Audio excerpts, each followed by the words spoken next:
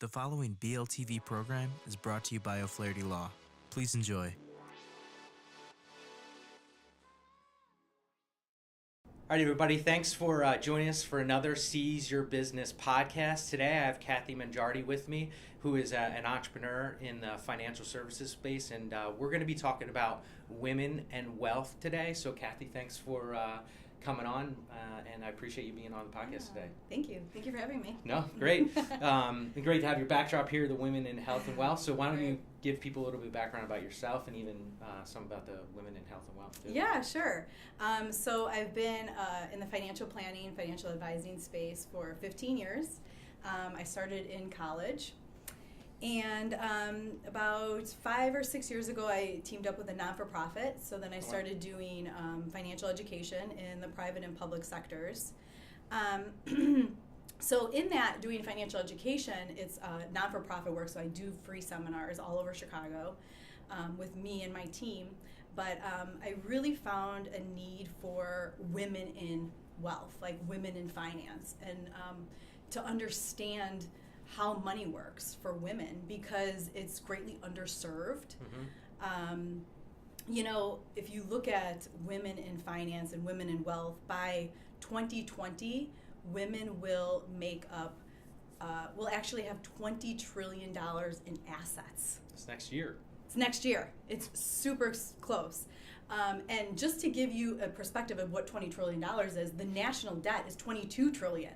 Oh my gosh. Right. That's crazy. So, so women more than ever before are, number one, they're getting more college degrees, and they're going to graduate school. You know, they're getting higher education. And, you know, it's a great time to be a female in the United States because we have so many opportunities as women. You know, even in Chicago, we have 2 women mayors that are running. Candidates, yeah. Right. That's interesting. So, and then just like Congress and the Senate, just in 2019, all the women that got elected. So now, more than ever before, women are really stepping into that space. Mm-hmm. And it's just a really great time to be a female. Even more than half of the professional workforce is female. Wow, that's interesting. So what's happening is there's a little bit of a career shift, but at the same time, there's also the pay scale is just not the same. Oh, yeah, right. You know, you have 2 girls, Bryan, yep. So this is going to be your future, oh, right? Yeah. Kind of soon, Yeah. right? And you want to make sure they're set up for success and have the best future, right? So what happens is women still only make 82 cents for every dollar a man makes. Wow, That's crazy. That's really scary. And if you look at what happens is, well, a lot of it is because of career interruptions. You know, like we take care of our children, we take care of our parents, you know, we take care of our partners. And so those are some of the career interruptions that don't allow us to get those promotions and to succeed further. But on top of that, when they only earn 82 cents to every dollar a man earns, their 401ks, and when they go to retire, they have $1 million less than a man. On average? Yes. Wow. Isn't that crazy? That's crazy. $1 million less. So, and not only do they earn 82 cents every dollar a man makes, well, when they go to retire, they have $1 million less. Yeah, right. And they have to work 47 days more than a man to earn the same, the same income in 1 year. Oh my gosh.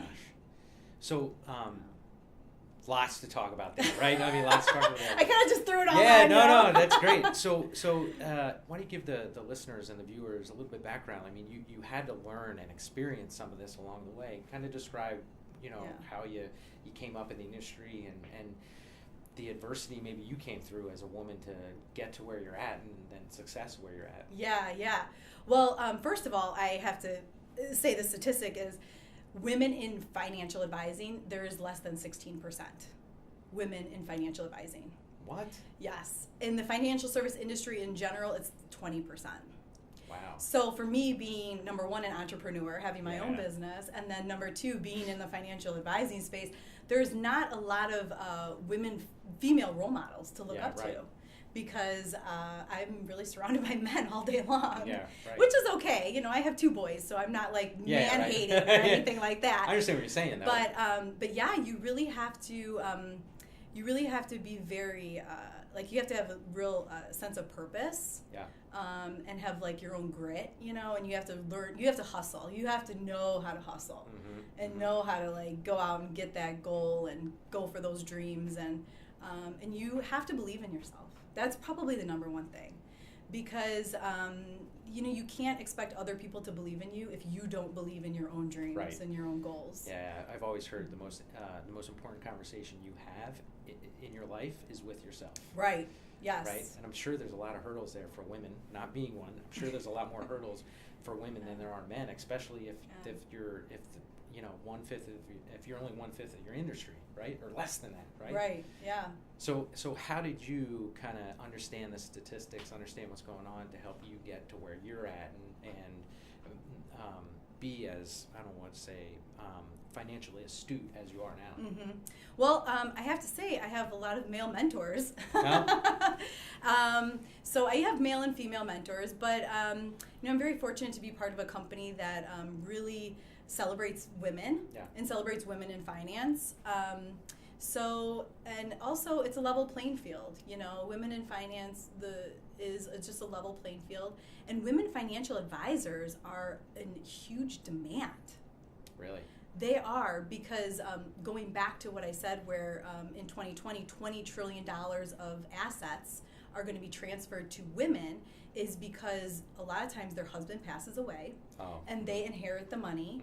And what happens is when they have all this money, 76% of the time they fire their husband's financial advisor. Why is that? They don't trust them. I don't know. No relationship. No relationship. They don't trust them, and they seek women financial advisors. So the funny thing is, as a woman, as women, what do? We look for women dentists. Yeah. We look for women accountants, women staff. All these different things. So why not have a woman financial advisor? Yeah, you want to be able to relate, right? Right. I mean, there's it's just male and female. There are some things I cannot relate to about, right? There's nothing wrong with it. It's just like, right. I just don't understand some things, right? We think differently, right? And there's some things you will never understand. Yeah, that's a different podcast. That's the fun one, right? Yeah. But yeah, I mean, I look around and I have a female staff. Like, why do I have a female staff? Because I'm a female and they could relate to me too, so... Yeah. So what else do women, and what do they have to think about in regards to wealth?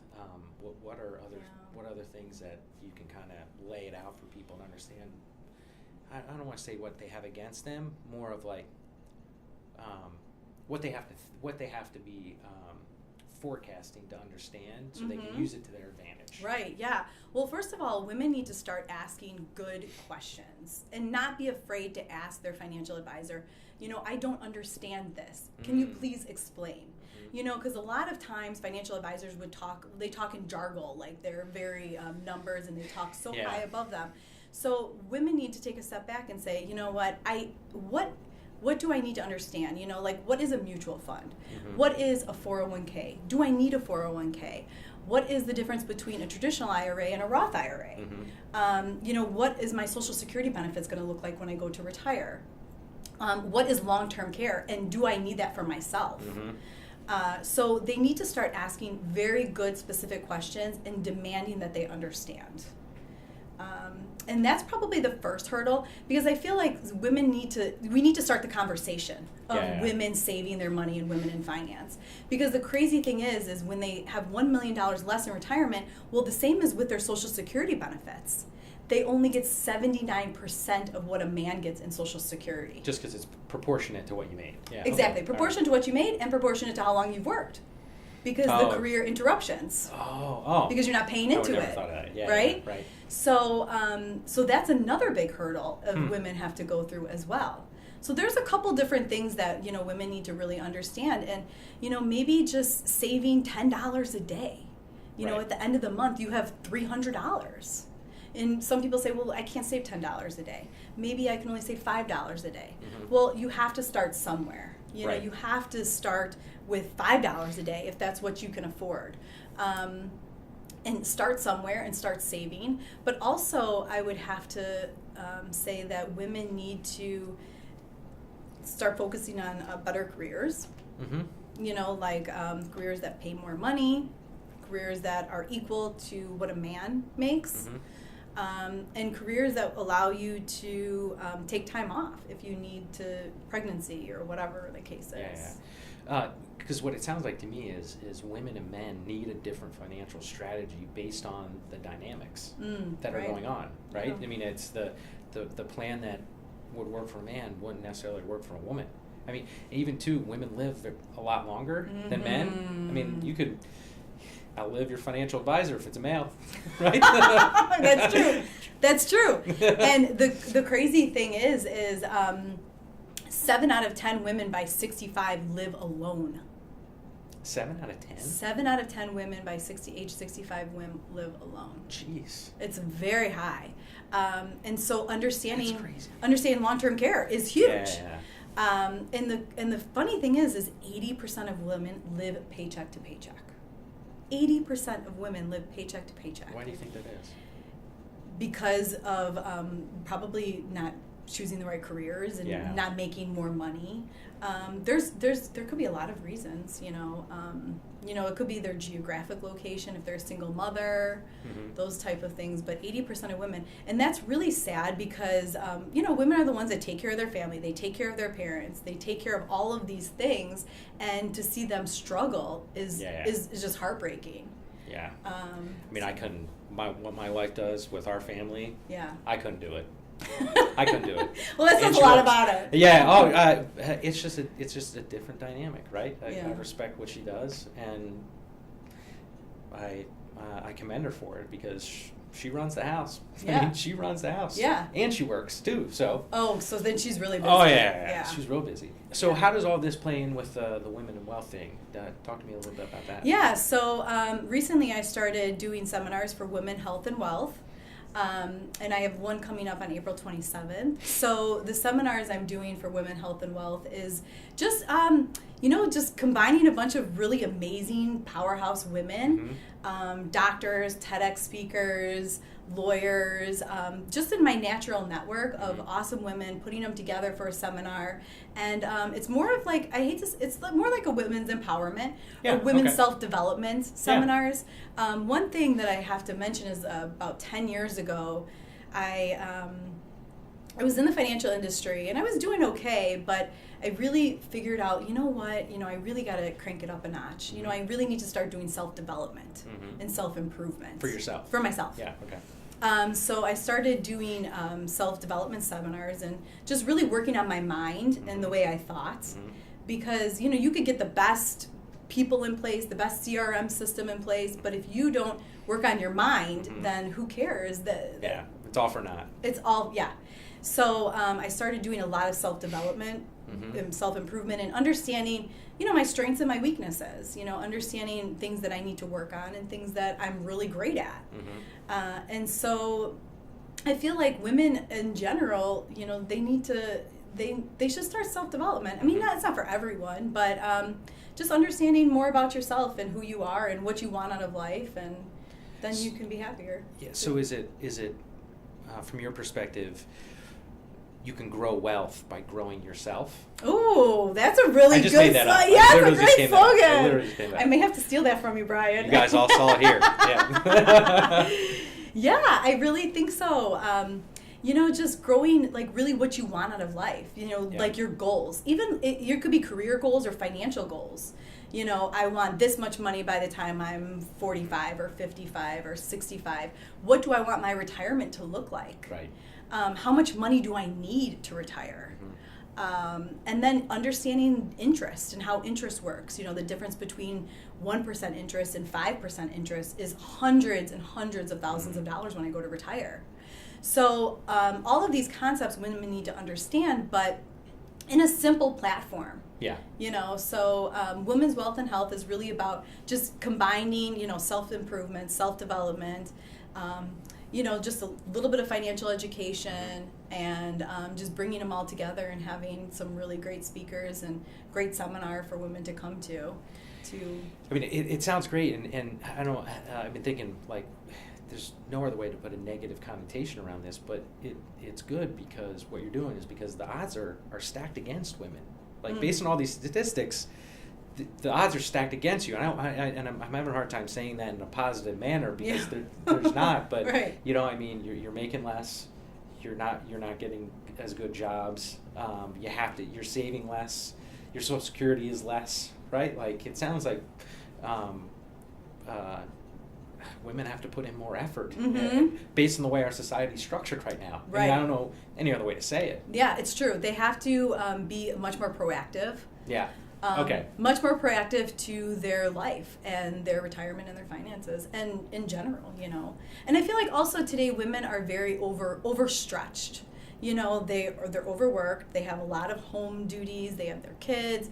They're in charge of the whole home, and then on top of it, they just like your wife. Yeah, well, right? like I described, right? Just like your wife, but they're in charge of the home, and then they're in charge of work, and so they're always maxed out. But if you had a career that you could take control, you can take back control, then you could have extra time to do some of the things that before you weren't able to do.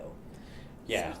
that's great that you're doing this. So are you planning on doing more of these? Is it just the one coming up in April? Yeah, well, originally I was just doing the one in April, and then I got so much feedback from April that I have another one set up for September as well, and I have an awesome, oh my gosh, this woman's like amazing, coming out. Her name is Kim Schooler. Okay. She was, actually she started out, she was a 4th grade teacher, and then she put herself through went to law school, and then became president of the largest broker-dealer, or one of the largest broker-dealers in the United States. Jeez. Yeah, she's an amazing woman.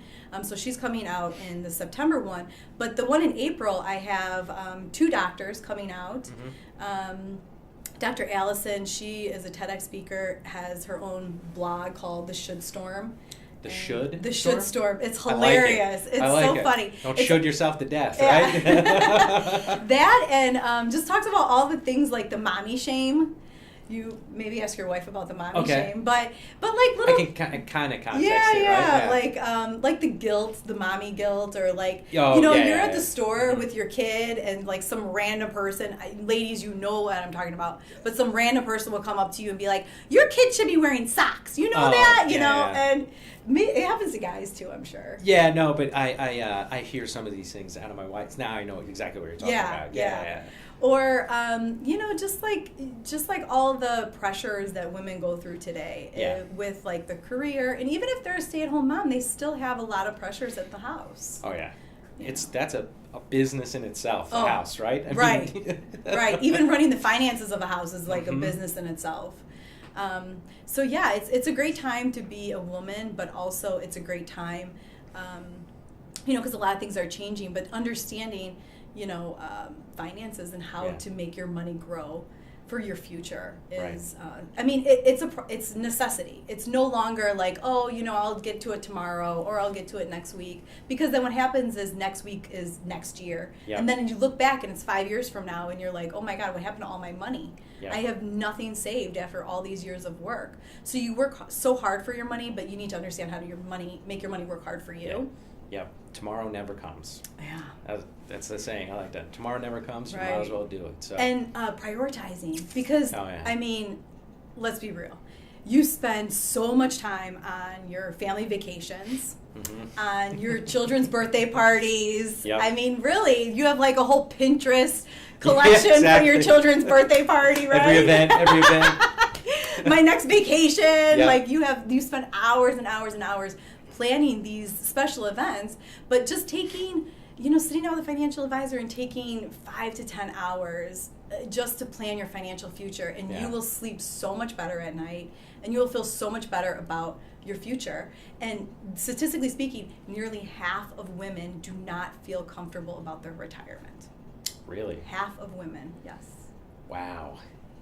And to be honest, when I sit down with a couple and it's a husband and wife, the wife is already sold. It's the husband I gotta convince. Yeah, right. We're the tough cookie. Yeah, because the wife is like, okay, yes, we do need to save more money. We do need this. We do need that. And the husband's like, I want that new car. Yeah. I need that new flat screen TV. And the wife is like kicking him under the table. We don't need it. You don't. You don't really need it. I got 3 TVs. I don't need another TV. Right? And do you even watch all of them? No. Exactly. No. Exactly. You probably don't even watch them all. So. Exactly. Well, I appreciate you being on, and thank you. it was a great conversation. You obviously know how to help women because you know a lot about it. So, if you guys want information about Kathy's events, please take a look at all the information in the podcast. We'll be sharing it here, and please reach out to her, even if you're not a woman, if you need some help. But women, please lean on her. She's very passionate, obviously, about what she does. Attend her events, and you guys will learn a lot. So I appreciate everybody viewing and listening in on this Seize Your Business podcast. My name is Bryan McDonald with OnPurpos Growth, and I'll see you next time. Thanks so much for watching our video. If you have any questions, feel free to comment below. Click the subscribe button for new videos every week, and download and review us on iTunes. Visit learn-about-law.com for other legal-related articles and videos. Visit our business podcast and video blog, seizeyourbusiness.com, and visit Making Real Estate Fun for real estate videos and podcasts. Call us at 630-324-6666 for a free consultation.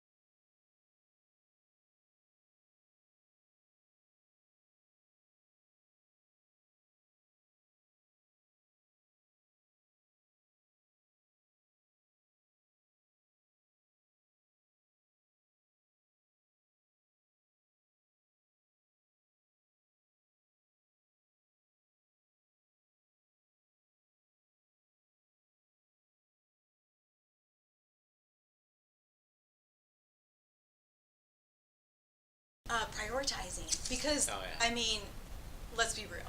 You spend so much time on your family vacations, on your children's birthday parties. Yep. I mean, really, you have like a whole Pinterest collection for your exactly. children's birthday party, right? Every event.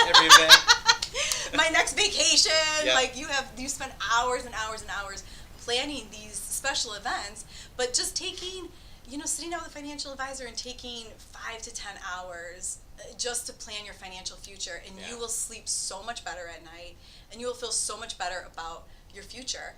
And statistically speaking, nearly half of women do not feel comfortable about their retirement. Really? Half of women, yes. Wow. And to be honest, when I sit down with a couple and it's a husband and wife, the wife is already sold. It's the husband I gotta convince. Yeah, right. We're the tough cookie. Yeah, because the wife is like, okay, yes, we do need to save more money. We do need this. We do need that. And the husband's like, I want that new car. Yeah. I need that new flat screen TV. And the wife is like kicking him under the table. We don't need it. We don't need You it. don't. You No, don't really we need it. I got 3 TVs. I don't need another TV, right? Oh, and do you even watch all of them? No. Exactly. No. Exactly. You probably don't even watch them all. So. Exactly.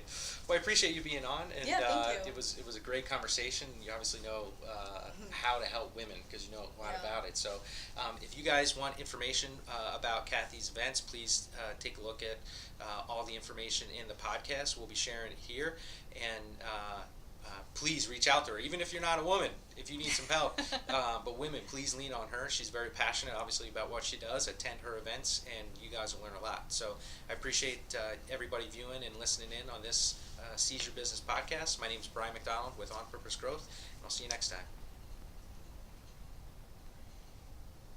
Why'd you count? Well, no, I like to give out, before I fade it out, because, if you're moving Tristan around, never did that. He just like, well, I you know,